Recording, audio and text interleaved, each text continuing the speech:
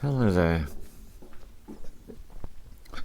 So this one is called Living Without a Car for 3 months, and it's something I have only finished doing about 6 weeks ago, and I'm so grateful I did it.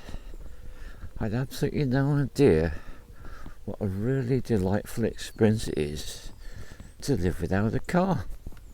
So let me explain why I feel this way, because I do feel very strongly about this subject, to be honest with you.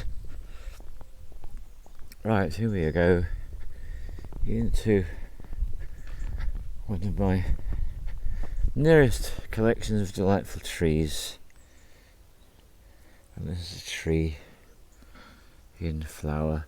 So this is the first thing I want to say to you, is that when I didn't have a car, I noticed I spent more time walking and a lot more time cycling, and I quickly began to realise that I was becoming physically stronger. And I remember doing a particular cycle ride up this slight hill, and the first time I did it, it was like, oh my goodness me, am I going to get off the bike? This is crazy.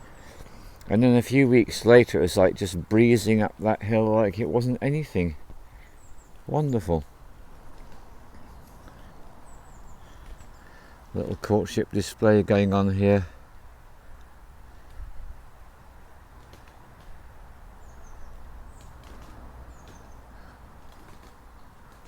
Cool.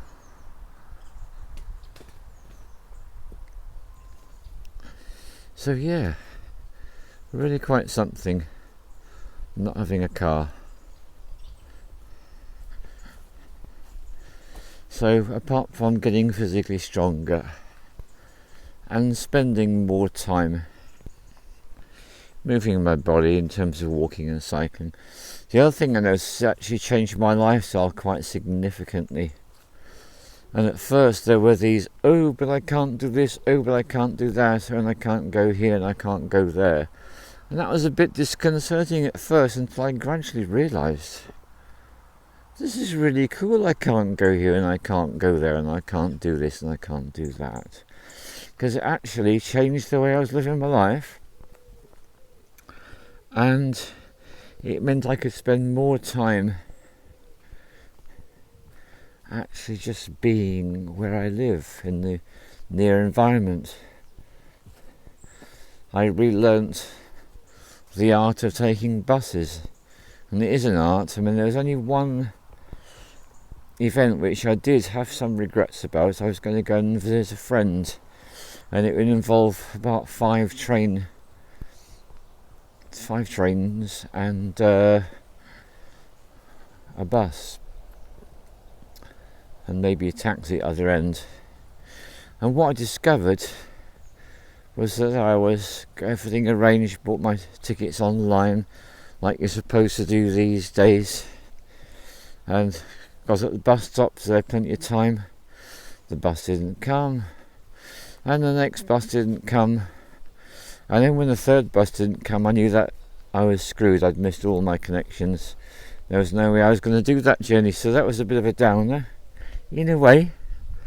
But in another way, even then, I appreciated the extra time at home doing other things.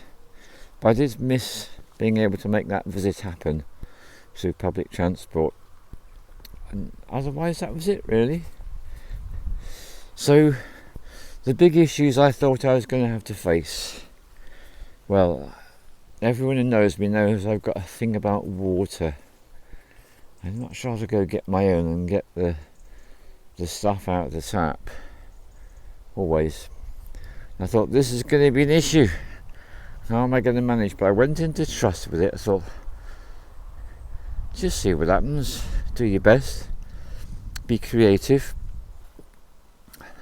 So the first thing is I discovered a local taxi firm that actually was willing to take me and my many demijohns to the spring and wait there while I filled up. And in fact, she was wonderful. She even helped me putting the containers back into the taxi.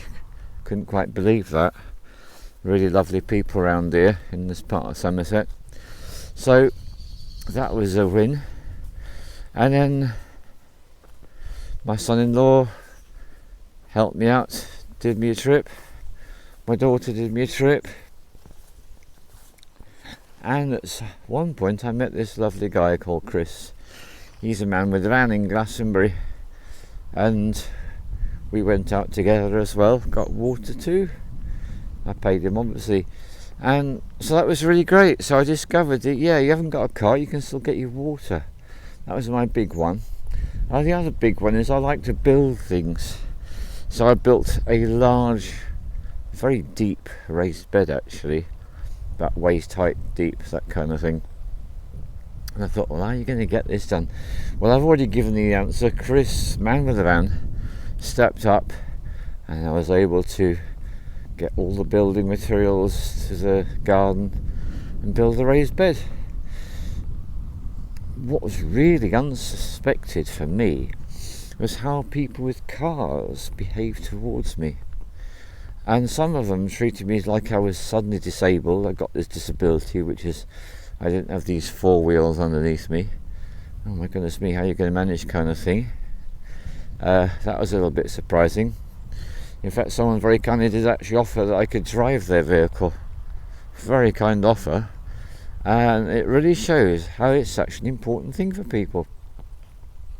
So we have a lot of attachments with our identity, those who have vehicles. And I also experienced this thing whereby some people start to almost treat you like a third class citizen. It's quite weird, you know. It's something really kind of, I haven't got a car, eh? Well, it's not so good, is it? So that was a bit surprising too. And other people incredibly helpful.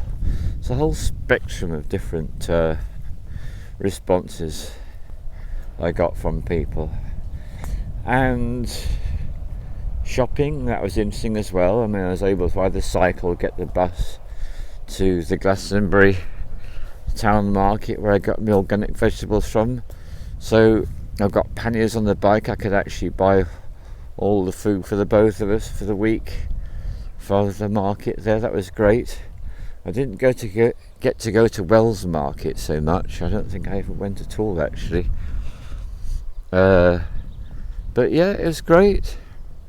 So my overall conclusion about not having a car is, yeah, I really enjoyed it and really appreciated it, and all those things I couldn't do were kind of more than offset by the fact that there were these other things I was doing instead. And I got to know particular places. In fact, where I got to go up there, and I got to go into the fields, and I got to walk quite a long way, and I even made a film or two in that direction. I certainly wouldn't have done that if I had the car. So it got me to appreciate my more local nature. That's really what I'm trying to say. Yeah, my more local nature starts to appeal to me a lot more, and I've got a lot more appreciation from it. And also, perhaps being a little bit old school, how it really is great to not be rushing around all the time. I really appreciated that actually. That was another really big advantage of not having a car for 3 months. So the obvious thing arises from all this, which is okay. So obviously you did get one, because you said you got one some weeks ago, so why did you get one? And that's funny really, because the only reason I actually got one is because I had a retreat to host. And I realised the limitations of not having a car. If you're going to take a load of materials 180 miles to a different part of the country and all the rest of it. Well, I did look at the idea of hiring a vehicle, and I just realised that the costs were so great that it was like, sod it, go and get another vehicle, another car. So I did, and that's what I did. So there you go. That's my personal story about living without a car for 3 months. All the love to you.